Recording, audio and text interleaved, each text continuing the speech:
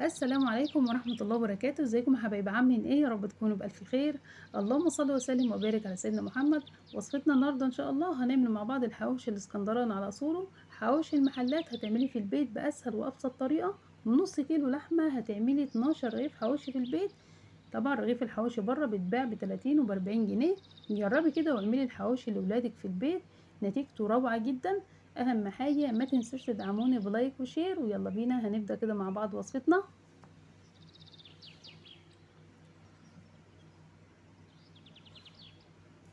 في البداية ببولة نزلت كده بكوبايتين ونص من المية، ضفت لهم كده معلقة من السكر، معلقة كبيرة من الخميرة الفورية. هقلب كده المكونات كويس جدا مع بعض. هضيف لهم كمان 3 معالق كبار من الزيت. المقادير هسيبها لكم مكتوبة في صندوق الوصف.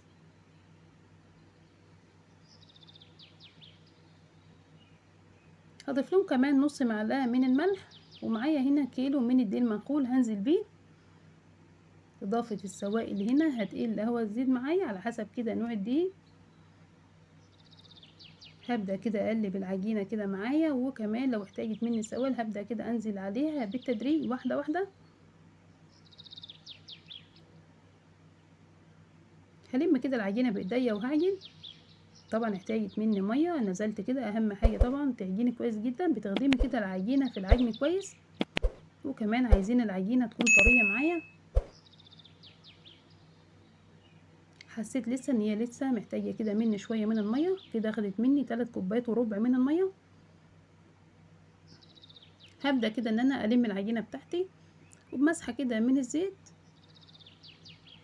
هغطيها بقى بالستريتش راب، واسيبها كده عشان تخمر معايا. وهنبدأ طبعا نجهز كده الحشوة بتاعتنا. وللحشوة هنا معايا نص كيلو من البصل المفروم. عايزة تقللي كمية البصل براحتك خالص. معايا كمان فلفل حامي وده اختياري. عايزة تضيفي فلفل رومي برضو براحتك. هنبدأ كده نصفي السوائل اللي في البصل والفلفل، عشان مش عايزاها طبعا تعجن مني رغيف الحواوشي. بتصفيها كده بصفاية.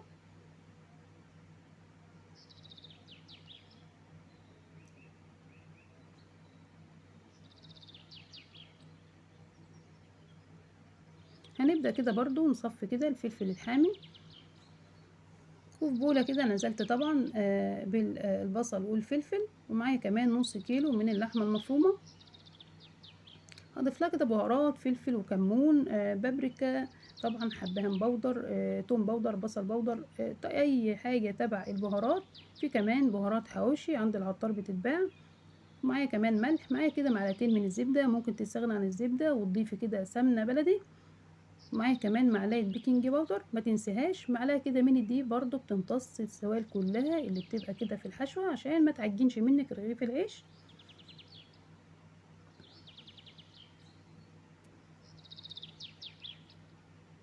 اهم خطوة بقى هنا في العجين، بتعجني طبعا الخليط ده كويس جدا لمدة كده 5 دقايق.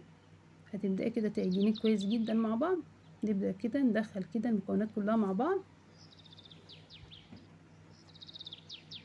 وبكده حشوة الحواوشي طبعا جاهزة معايا. هنبدأ كده بمسحة من الزيت، وهنبدأ طبعا نكور كده كور اللحمة. الكورة هنا على حسب رغبتك، عايزة تقلليها عايزة تكبريها براحتك خالص. هنبدأ كده نكور، وعلى حسب كده العدد اللي هيطلع لنا هنبدأ برضو نعمل كده رغيف العيش. بدأت كده كورت اللحمة كلها، عملت معايا 12 كورة من اللحمة. وكمان العجينة هنا خمرت معايا، هبدأ برضو أقطعها على 12 رغيف. بتحاولي بقى تنسقي كده حجم الرغيف، تخليه كده قد بعضه. الحواوشي هتعمليه كده في البيت لولادك بأسهل وأبسط طريقة، لا هياخد منك لا وقت ولا مجهود إن شاء الله. صينية كده مسحتها مسحة من الزيت، وهنبدأ كده نقطع كده رغيف الحواوشي بتاعنا. عجينة طرية وجميلة جدا.